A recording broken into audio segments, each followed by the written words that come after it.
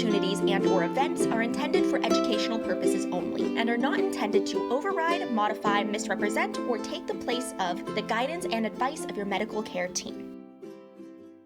Hey everyone, my name's Amy, and I happen to be a student online with the University of Arizona and their nutrition program. Today I am partnering with the Roadrunner Food Bank's Healthy Food Center to be able to help with a series all about high blood pressure. Last video, we talked about what high blood pressure is and why it is important for you to be able to keep that under control. In this video, we're going to be talking more practically how to do that. Specifically, we're going to be talking about what food can raise or lower your blood pressure. All right, so let's get started. What food actually raises your blood pressure? The first thing we're going to be looking at is alcohol. According to a set of guidelines published by the Canadian Journal of Cardiology, to prevent hypertension, there is no safe limit for alcohol consumption. Hypertension being another term for high blood pressure. In one study that they looked at, people who were regularly drinking more than 2 servings of alcohol a day, but then cut back, were actually able to lower their blood pressure. And people who drank 3 or more servings of alcohol a day were even able to drop their blood pressure more when they cut back. So if you do drink, try to limit your drinking if you are dealing with high blood pressure. Another food that can affect high blood pressure is sodium. So sodium is a nutrient that everybody needs, but it doesn't mean that we need a ton of it. Now I'm going to be going into this in another video more in depth. But for right now, what you need to know is that having too much sodium in your diet can raise your blood pressure.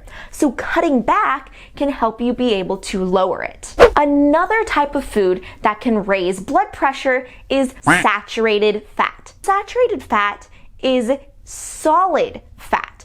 Think of things like butter, lard, or even the fat that's found in meat. And these can actually raise your cholesterol, which can potentially lead to some issues with high blood pressure and can increase risk for heart issues that can also come from high blood pressure. Foods that contain high levels of saturated fat happen to be fatty beef, lamb, pork, beef fat, lard, cream, butter, cheese, coconut oil, and any dairy product that's 2% or whole. Another type of food that can raise your blood pressure are refined grain products. Refined grain products are any product that is made where the flour has been milled down fully. This removes the bran, which then takes away the majority of the nutrients. So you're talking about cookies, white breads, cakes, and any other grain product that has had the bran and the germ removed. In a recent study, people who ate the highest amount of refined grain products, approximately 7 servings a day, had the highest systolic blood pressure as compared to people who ate lower amounts of refined grain products. And according to the US dietary guidelines, people should try to aim to have whole grains at least half of the time. This is a little bit more achievable than trying to switch completely over immediately. So the final food to watch out for is red and processed meat. Both of these foods can actually increase a person's risk for heart disease, heart attacks, and potentially heart failure. And those are complications that can come from high blood pressure. Processed meat in particular happens to be quite high in sodium, which is one of the leading causes of high blood pressure. Red meat, on the other hand, happens to be high in saturated fat, and because of that, it can also lead to issues with your heart. So if all of that food can raise your blood pressure, what food can lower it? Well, the best food to lower your blood pressure comes from plants. So we're talking about things like fruits, vegetables, whole grains, nuts, seeds, and beans. All of these foods contains higher levels of potassium and fiber.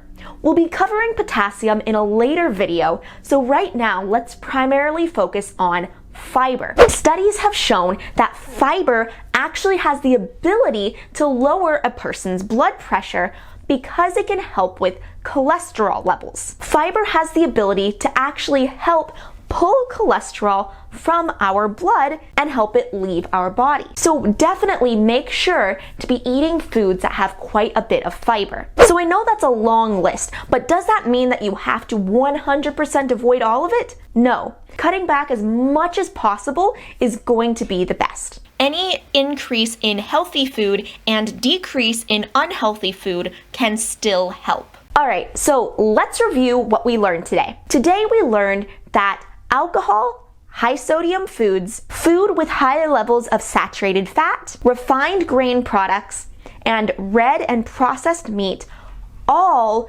can contribute to high blood pressure.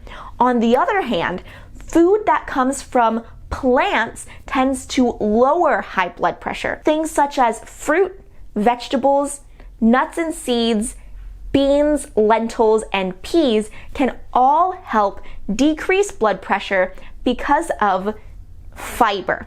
All right, so in the next video, we are going to be covering sodium and what is so important about it. All right, so I really hope you enjoyed this and that you have a wonderful day. Thank you for watching the video today, and remember that at the end of each of these videos, there is going to be a short quiz that you can complete listed down in the description box. This is just made to help you review what we went over in this video. Also, there is a PDF linked down there with notes from all of these videos in this series so that you can keep them. All right, see you in the next video.